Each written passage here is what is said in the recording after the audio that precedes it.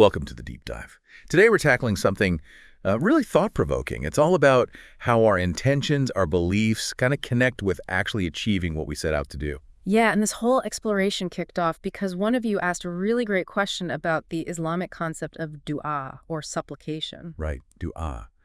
And it's such a brilliant starting point, isn't it? Absolutely, because when you look closely, dua isn't just, asking. It's this fascinating mix of different elements. So our mission, if you like, for this deep dive is to unpack those core ideas within dua first. And then see how similar concepts, maybe surprisingly similar, pop up all over the place. Different religions, ancient philosophies, even some modern scientific thinking. Exactly. And we should probably say right at the start, this isn't about endorsing one belief system over another. Not at all. No, definitely not. What we're really curious about is this fundamental human thing, this link between what we want, what we think is possible, and what actually happens. And we know some of you, like the listener who sparked this, want to get up to speed quickly but properly. Yeah. So we promise. Engaging stuff, maybe some surprising links. And we'll definitely try to avoid getting bogged down in jargon. Keep it clear. Okay, so the listener also mentioned Helen's SPEC strategy. Ah, yes, SPEC. It's actually a really handy framework to start thinking about the ingredients we see in dua. It stands for select it, project it, expect it, collect it. Okay, let's break that down. Select it. Sounds like knowing what you want, getting clear. Spot on. In dua, there's a big emphasis on being specific, purposeful. You need clarity on what you're actually asking for. Select it. Got it. Then project it. That lines up with visualization and this idea of strong intention. Yeah. In Islam, you have niyyah. It's that real sincere focus behind your request. Like really picturing it, holding that outcome in your mind. Exactly, with conviction. You're projecting that intention outwards, or maybe inwards, depending on how you see it. Okay, then expect it. That sounds like trust, belief. Uh-huh, very much so. This connects beautifully with tawakkul in Islam, trust in God, basically.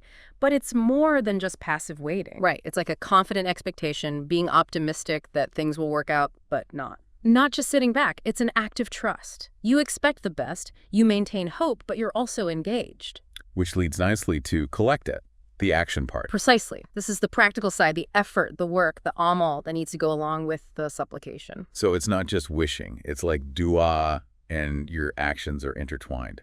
They're two sides of the same coin, really. You can't separate them. Okay, so that SPEC framework really helps lay out the components. Now let's zoom out a bit. You said this idea, this intentionality plus belief, isn't unique to Islam.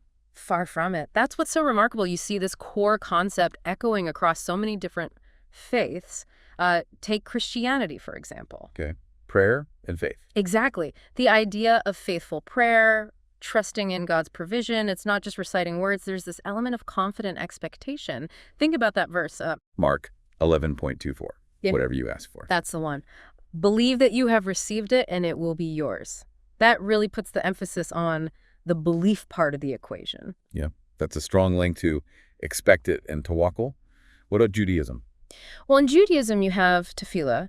It's seen as this really heartfelt conversation with God. And a key part of that is kavanah, sincere intention.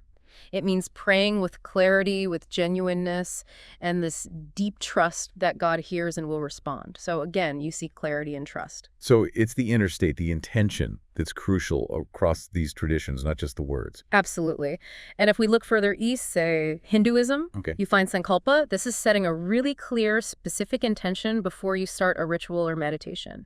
You consciously direct your focus. It's like priming yourself. Exactly. And then you also have practices like mantra japa, repeating sacred sounds or phrases, often with visualization and devotion, aiming for spiritual or even material results. So the repetition, the focus, the visualization, that sounds a lot like the niyyah and the projection aspect we talked about. The parallels are quite strong, aren't they?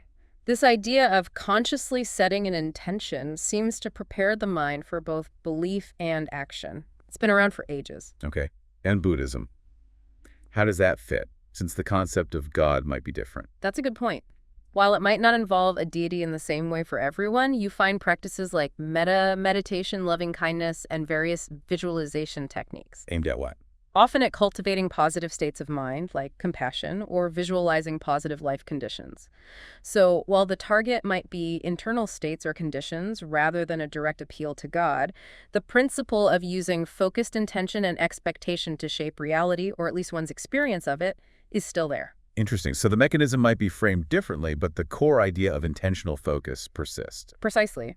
And then look at Sikhism. They have Ardas, which is a structured community prayer asking for support, guidance, blessings. What's key there is this combination of making specific requests and visualizing goals while also emphasizing trust in the divine will, in hukam. So is that balance, again, asking, intending, but also trusting a bigger picture? Exactly that balance. And then if you jump to more modern movements like New Thought Unity, religious science, even the popular law of attraction stuff. Yeah. The connections there seem pretty obvious. They're very direct, aren't they? Huge emphasis on affirmations, detailed visualization, and this firm belief that your focused thoughts and feelings influence what the universe brings back to you.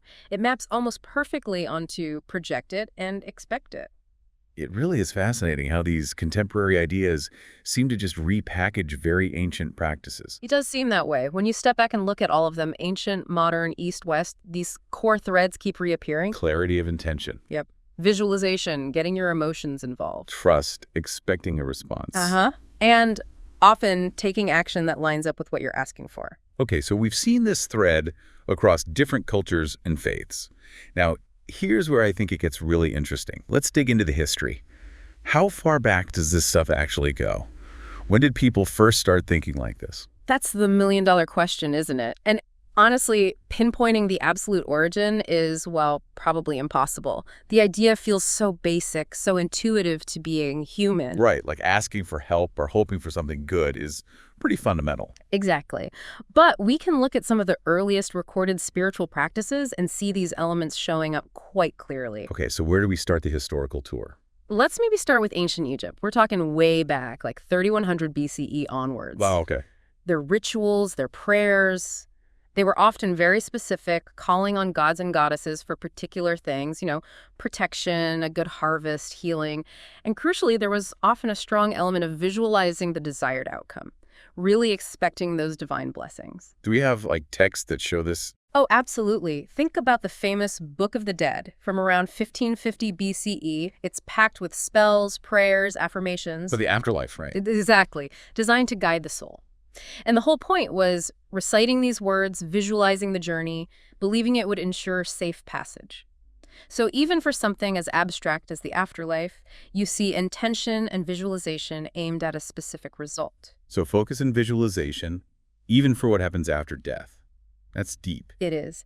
Now let's shift over towards India, to the Vedic religion, the precursor to Hinduism. We're talking maybe 1500 to 500 BCE. Okay. Their ancient scriptures, the Vedas, they describe these really elaborate rituals, yajnas, and these weren't just performed randomly. They were done with incredibly precise intentions, that sankalpa we mentioned earlier. The focused intention again. Right. Combined with visualization and a clear expectation that the deities would respond and deliver specific results. These weren't vague hopes. They were targeted requests tied to ritual action. Like spiritual technology, almost. You could kind of see it that way. I mean, look at the Rig Veda, the oldest Veda. It's full of hymns explicitly asking gods like Indra or Agni for very specific things. Victory in battle, lots of cows, good health. So not just bless me, but give me this specific thing. Exactly. The clarity is striking. You can almost feel the mental picture they were creating with their words and the underlying trust that these powerful beings were listening and would act. It really sounds like they believed their words and rituals could directly shape reality. That certainly seems to be the implication, and it wasn't just Egypt and India. Go back to Mesopotamia, Sumer, Akkad, Babylon, around 3000 to 2000 BCE. Also very ancient. Right. And again, you find complex rituals, prayers, all focused on tangible results in daily life. Health, business success, protection from floods, you name it. We have clay tablets. Cuneiform. Yep, cuneiform tablets with prayers and ritual instructions for achieving specific goals, often implying strong visualization and the expectation of success. So this pattern, it's widespread in the ancient world. It really does seem like a fundamental part of early human spirituality, doesn't it? Not some later add-on. I think that's a fair assessment.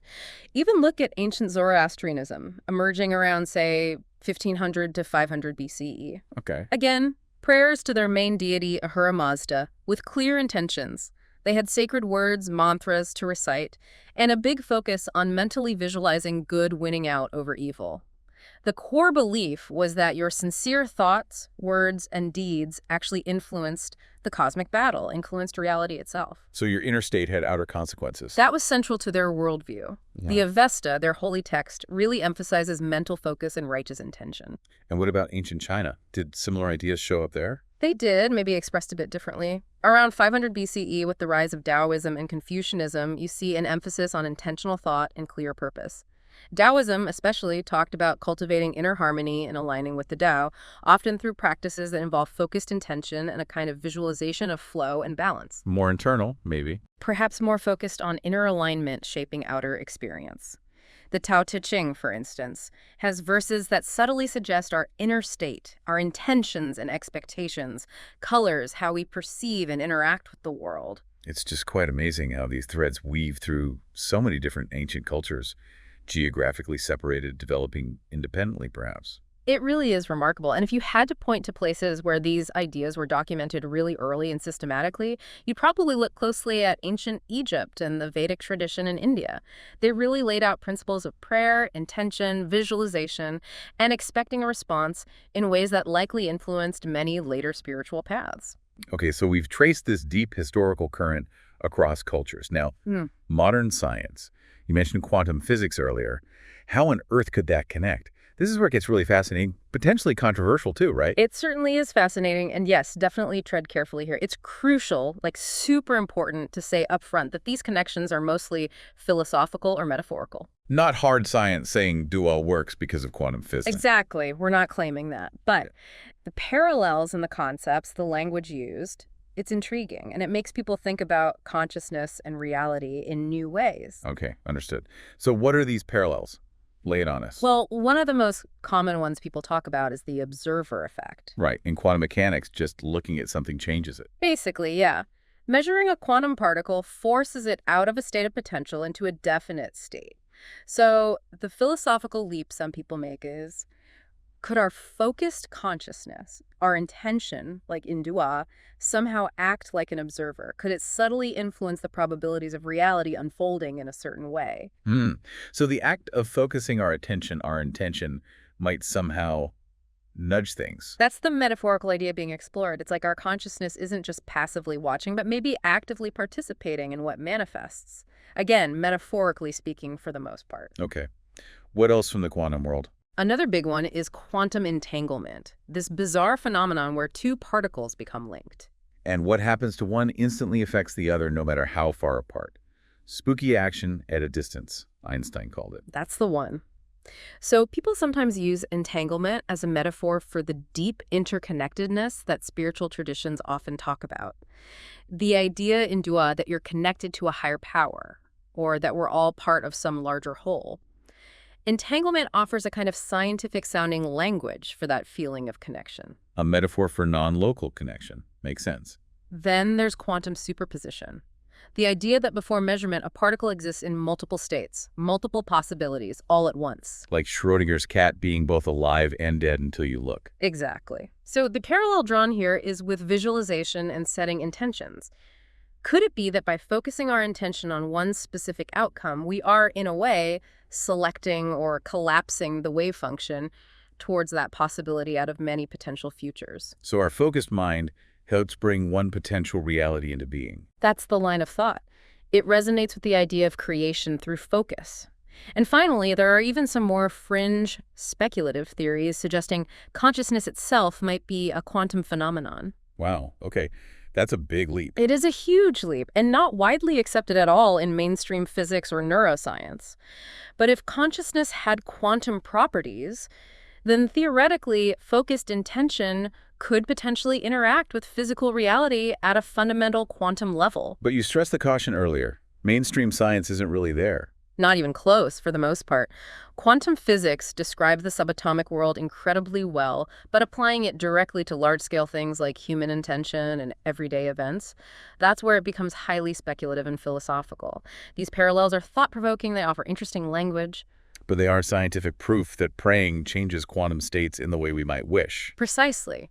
It's more about seeing if quantum concepts can provide a new lens, a new vocabulary for understanding subjective experiences of intention and perceived reality.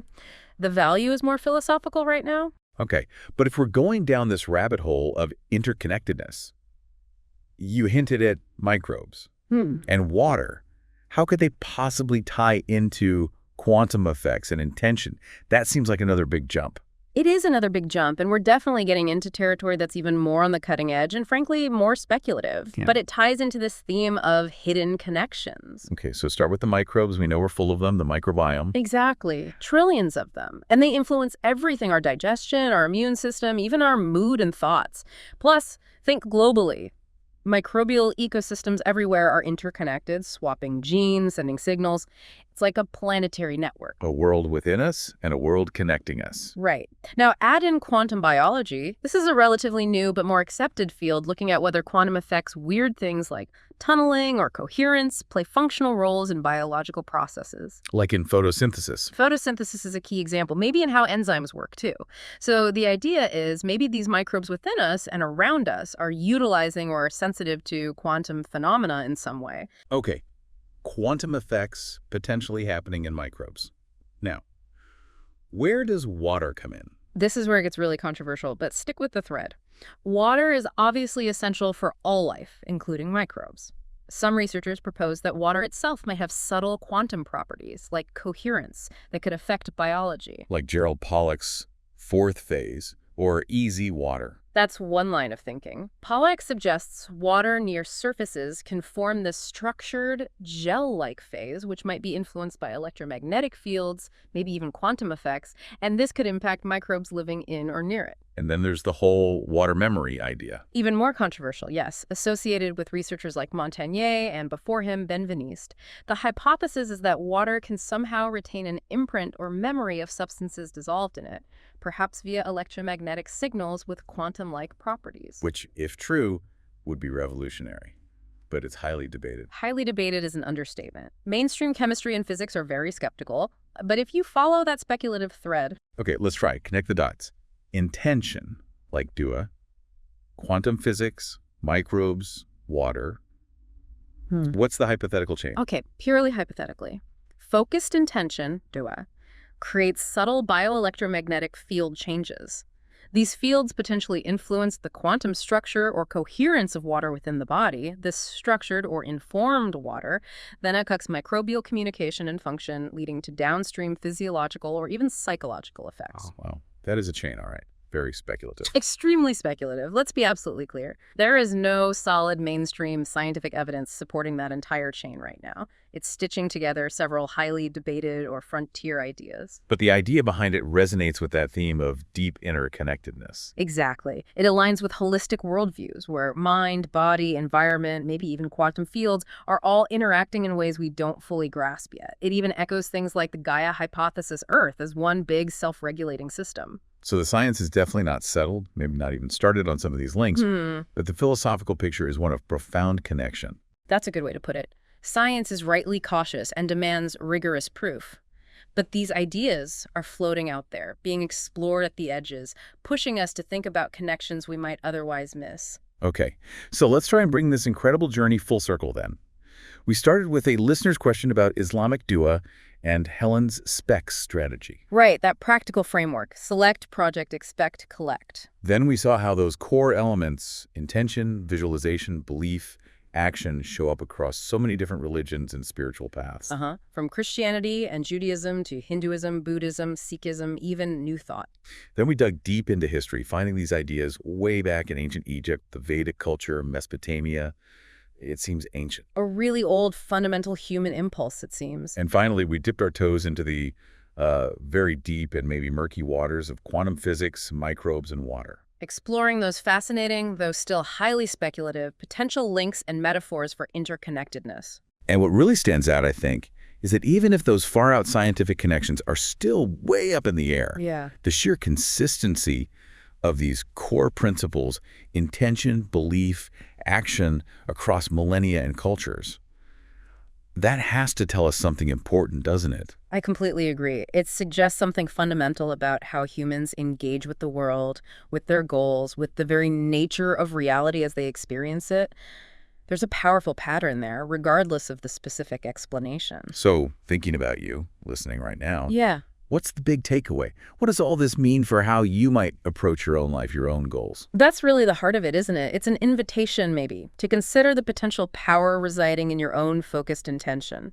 How seriously do you take your own inner clarity, your visualization, your belief? And to reflect on those subtle connections. Maybe not quantum entanglement with your coffee cup, but the connections between your thoughts, your feelings, your actions, and the results you see. Exactly. Maybe just pause and reflect on that intersection. What potential lies there for you? Perhaps our inner world and outer world are more intimately linked than we usually assume. Something to definitely mull over.